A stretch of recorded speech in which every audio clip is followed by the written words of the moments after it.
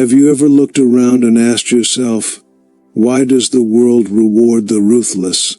Why do the liars, the manipulators, the cold-hearted people seem to rise to the top, while the good ones get overlooked, underpaid, and forgotten? It almost feels backwards, doesn't it? You've probably been told your whole life that success comes from being a good person. Work hard, be honest, stay humble. But here's the bitter truth. No one wants to say out loud, the world doesn't reward goodness. It rewards strategy. It rewards adaptability. It rewards those who understand power, not just morality. This video isn't about glorifying villains. It's about decoding the real game that's being played all around you, and often against you. We're going to explore why bad people rise to the top, using the lens of Darwinism, psychology, and philosophy. If you stick around, not only will you understand why the 1% think the way they do, you'll learn how to protect yourself, rise above mediocrity, and never be naive again. This is about turning on the lights, because once you see the game clearly, you can finally stop being a piece on the board and start becoming the player. 1. Darwinism didn't end with apes. It just got a suit and tie. Charles Darwin's theory of natural selection is one of the most misunderstood ideas in human history. Most people think it ended with cavemen.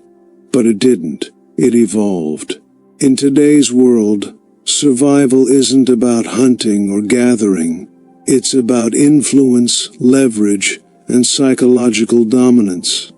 The boardroom is the new jungle, and the apex predators wear Rolexes. Darwin's core principle wasn't about strength, it was about adaptability. The most successful people today are those who've adapted to the harsh reality of modern systems. They don't cry when things are unfair. They engineer ways to make those unfair systems work in their favor. While most people wait for justice, they're out making moves, exploiting loopholes, and gaining territory. And here's the uncomfortable truth. Morality is not an evolutionary advantage. In fact, in many situations it's a disadvantage. The willingness to detach emotionally, to be strategic instead of sentimental, that's what gives some people a competitive edge. You may not like it, but once you understand it, you stop being blindsided by it. 2.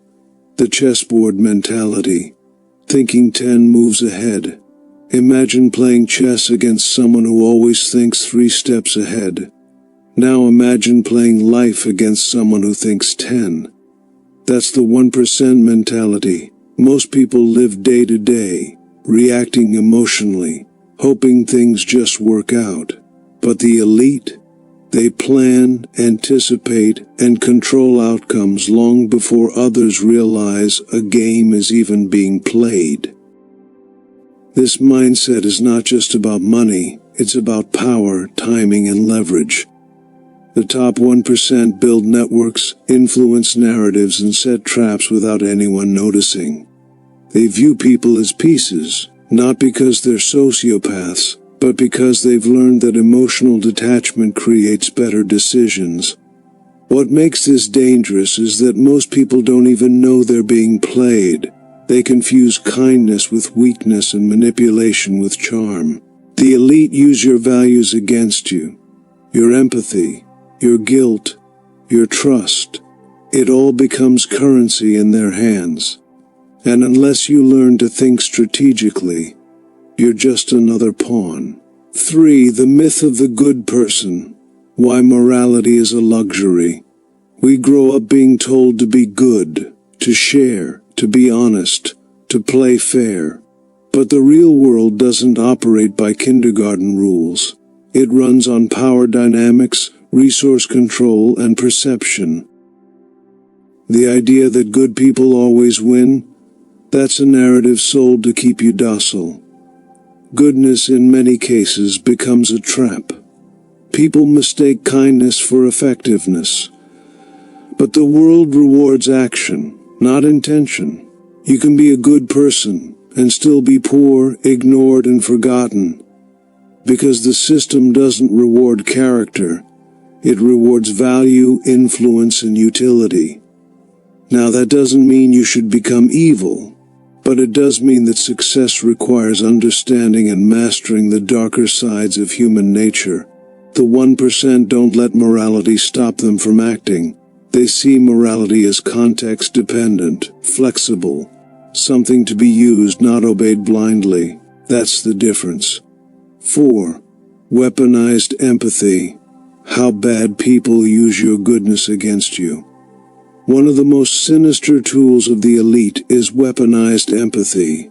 They study your emotions not to connect with you, but to control you. They know that if they can make you feel guilty, obligated, or emotionally invested, they can extract your time, your energy, and your loyalty without ever offering the same in return. This isn't new propaganda, advertising, political speeches. They're all designed to trigger your emotional brain while bypassing logic. The top 1% hire psychologists, consultants, and behavioral experts to design experiences that manipulate behavior, not serve truth. So, while you're trying to do the right thing, they're playing a completely different game, one where emotions are tools, not truths. The key takeaway here is this: your kindness can become your cage, unless you learn when, where, and with whom to use it. 5. Masks and personas, the art of social camouflage. One of the biggest secrets of the top 1% is this: authenticity is overrated. In a world that judges on perception, not truth, the smartest people wear masks. They present the version of themselves that gets them what they want, not out of deception, but out of strategic necessity. They understand what Carl Jung described as the persona, the social face we wear to meet the expectations of society. The elite master this art. They're charming when it counts, vulnerable when needed, and ruthless when no one's watching. It's not about being fake. It's about being fluid, adapting to the environment like a chameleon. Most people, by contrast, are prisoners of their identity. They think being real means being the same everywhere. But that rigidity is exactly what keeps them stuck. The 1% play roles not because they're dishonest, but because they understand that success requires performance, not just presence. 6. How to navigate the game without losing your soul. Now that you've seen the patterns, the manipulation, the detachment, the dark psychology of success, you might be wondering, is the only path to the top paved with betrayal and selfishness? Not at all. The truth is, you don't have to become heartless to be powerful. But you do need to stop being blind. The first key is awareness. Most people walk through life unaware that they're even in a game, let alone one designed by people far more strategic than them. The 1% don't just work harder, they think differently. They study systems, patterns, incentives. They don't get lost in emotions, they use them intentionally. If you want to rise in this world, you need to know where you're standing, what rules actually matter, and when to break the ones holding you back. The second key is emotional discipline. It's not about killing your empathy, it's about controlling it. Being kind doesn't mean being a doormat. Being generous doesn't mean saying yes to everything. You must learn to choose your kindness like a weapon, sharp, precise, and used only when it serves a higher purpose. When you can balance your compassion with strategic thinking, that's when you become truly dangerous in the best way. And finally, the third key is alignment with your higher self. Power without purpose is just destruction. But power with clarity, that's transformation. Don't reject power because it scares you. Learn to hold it with integrity. Use strategy to protect your values, not abandon them. The goal is not to become cold. The goal is to become unbreakable, wise, and capable of navigating a ruthless world without letting it turn you into a monster. You are not here to be exploited. You are not here to play small. You are here to see clearly, act wisely, and lead powerfully. The world doesn't need more people who blindly follow rules. It needs more people who understand the game and play it with soul. Don't be good. Be dangerous with discipline. You don't have to be bad to succeed, but you do need to stop being blind. The world isn't fair, the system is rigged, and the people at the top didn't get there by waiting for justice. They created their own.